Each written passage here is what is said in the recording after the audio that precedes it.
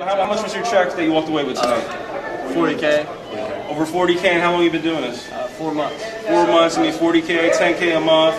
How much of that's residual coming in month after month? At least 10, probably 10 or 12. At least 10 to 12,000 a month residual. They did the work once. If they were to stop today, which they'd be silly to do so, but if they were to stop today, the money would still continue to grow most likely because of the compensation plan. And it's kind of pricey to get involved here. It's what is it? 25 bucks. Come on, get started today. All right. All right, it's Mac. I'm over here with Alex Z. Alex, how long have you been with this program? Been since its inception, back, well, basically 7 months. 7 months. About 7 months. Long story short, how much money have you made in 7 months? Around 50K. 50 grand. How much of that is coming in residually each and every month? About 7K. 7K. We don't sell any juices or any of that nonsense. It's not MLM. Cost. How much to get started? Also 25 bucks. 25 bucks, that's it. And Todd, we're over here at the Empower Network event, and just want to grab some quick little success stories with you. Desmond, how long have you been doing this? 7 months in. 7 months in. About 2 months, I really didn't promote it, really. So really 5 months, because I didn't do anything for 2 months. I don't know why, I only got to do one thing a day. That's live. In that time frame, you made how much? About $30,000. 30,000. How much of that is recurring income coming in each and every month? It's about 5 to 6,000. 5 or 6,000. That's more than most people make one month in a job. At least 2 or 3 times more than most people make in a job. And you did that with how much does it cost to get started? $25. $25 program? Wow. Crazy. Todd, you've been for how long? 2 months. 2 months, doing that on a really part-time basis, right? Yeah, 4 hours a week. 4 hours a week. Okay. How much have you made in that little time frame? 14,000. 14,000. Literally worked less hours in 2 months than most people who work in a week. Where I work with, you work less, and you made 14K. For 25. Yeah. Why are you still watching this? Get started today. Thanks, guys. Get in. Get in. Get in. Involved. Don't waste no time. Just get in right now. Click on that link. Steps is okay. You're with the Power Network. How long have you been with them? I've been with them 3 months now. 3 months. How much have you made in 3 months? 60 grand. 60 grand in 3 months. Yeah. How much of that is actually residual each and every month? Well, it's actually rising every day. It's approaching $17,000 residual now per month.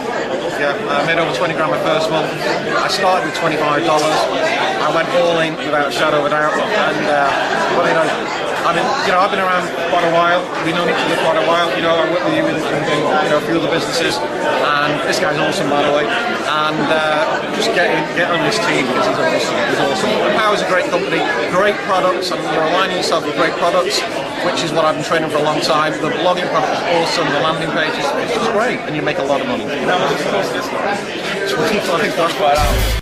Hi, my name's PJ, and welcome to our short presentation. Have you ever wondered how the rich keep getting richer while broke people stay broke and the middle class seems to be shrinking? Well, this isn't nearly as mysterious as it may appear when you examine the specific differences in how broke people, the middle class, and the rich spend their money. Now, this is such a simple concept, yet so profound, it nearly knocked me out of my chair when I finally understood it. I'm going to show you exactly how the rich spend their money, and you can evaluate for yourself why they keep getting richer and the broke keep getting broker, and why the middle class remains so stressed out. Now, to get started, I'd like to review some financial terms we'll be using during this presentation. The terms that you need to be familiar with are cash flow, which means money you bring in, expenses, which means money you spend, assets. Now, this is the most confusing one. You're probably familiar with the traditional definition of an asset, which is something you own or have equity in. However, back in the 1990s, Robert Kiyosaki introduced us to a new definition of an asset in his groundbreaking Rich Dad, Poor Dad series of books. Robert taught us that an asset is something that pays you, and that's the definition we'll be using here.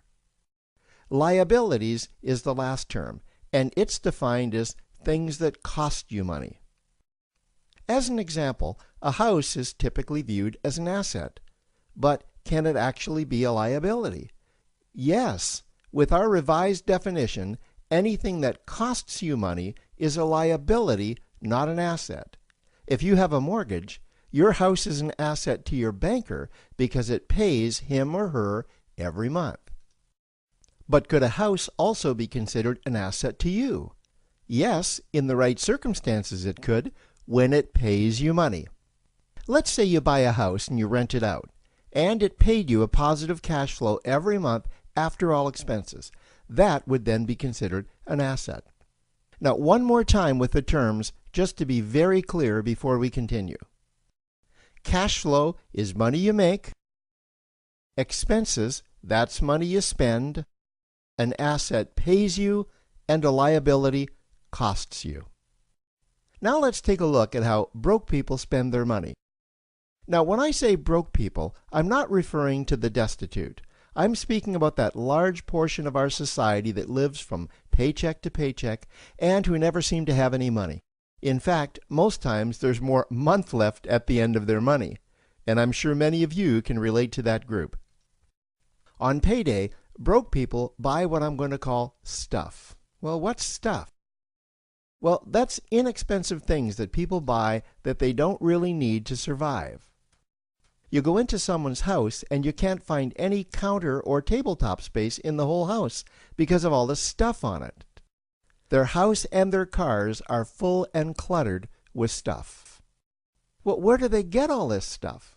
They buy it at the flea market, at the garage sale, at the dollar store, at the craft show. So cash flow comes in and then it goes straight out the expense column to buy stuff. You see, broke people never really educate themselves on assets and liabilities. They justify buying all of this stuff by claiming that it costs so little.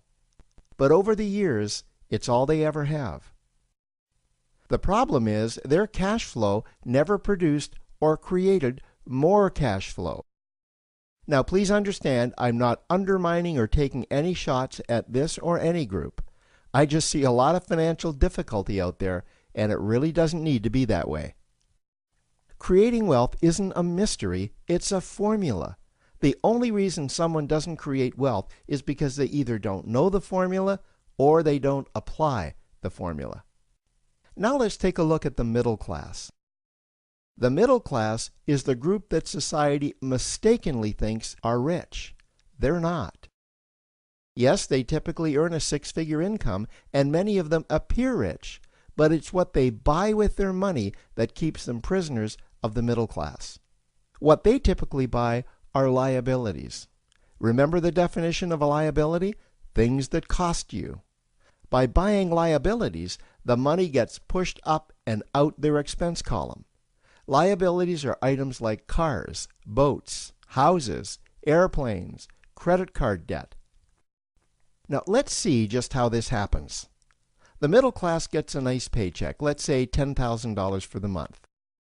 They then split that down the middle and they pay their monthly expenses with half, and with the other half, they make a down payment on a new car.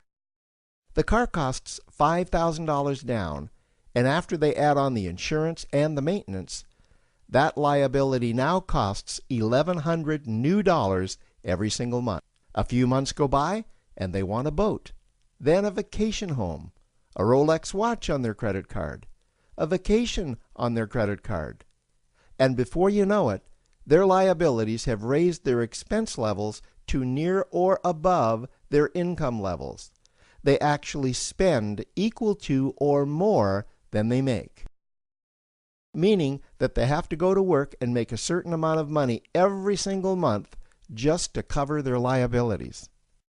The other important issue with both broke people and the middle class is that normally all of their cash flow is dependent on their own effort, meaning that they've educated themselves to exchange their knowledge and expertise for someone's money.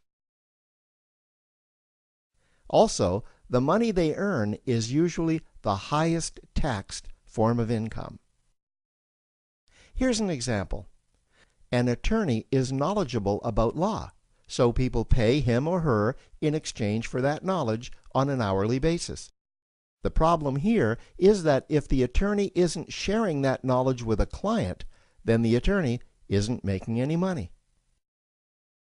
This causes lots of stress and anxiety in their lives.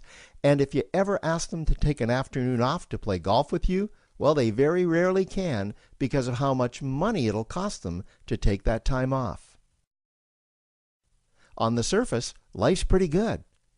The reality is that it's a roller coaster ride. That's the middle class. Now, I know this group very well because for a great deal of my adult life, that was me. Now let's take a look at how the rich people spend their money. Rich people acquire assets. Again, an asset is something that pays you.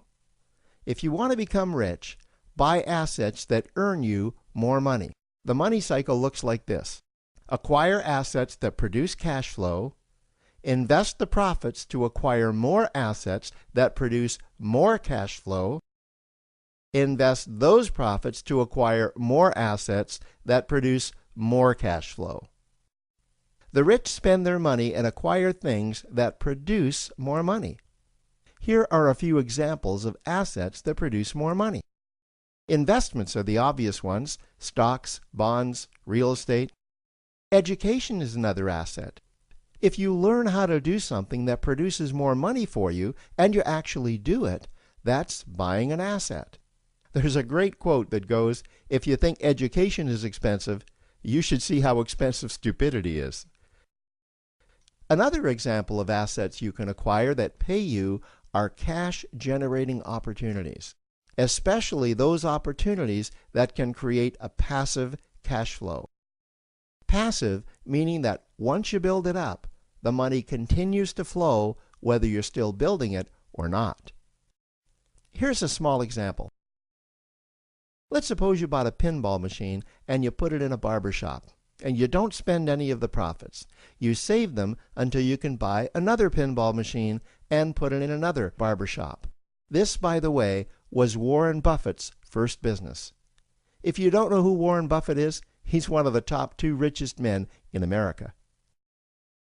The rich are extremely eager to find those passive cash-generating opportunities because those opportunities continue to pay them month after month, year after year, long after they've stopped working the opportunity.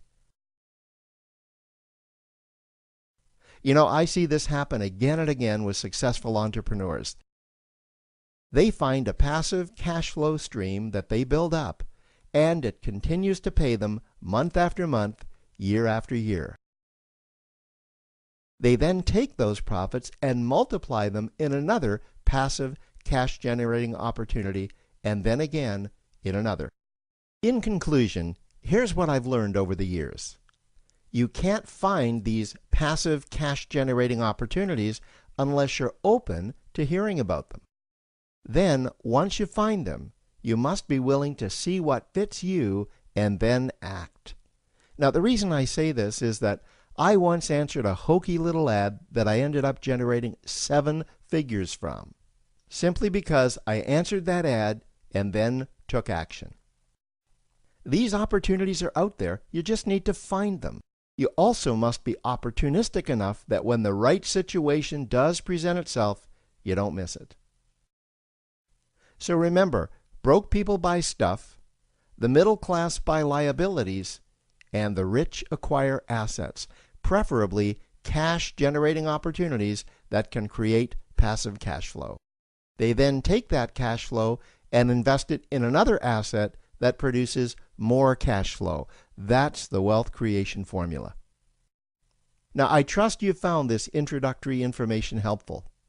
Now, to learn about one of the greatest cash-generating machines on the planet, click on the link below to proceed to step 2.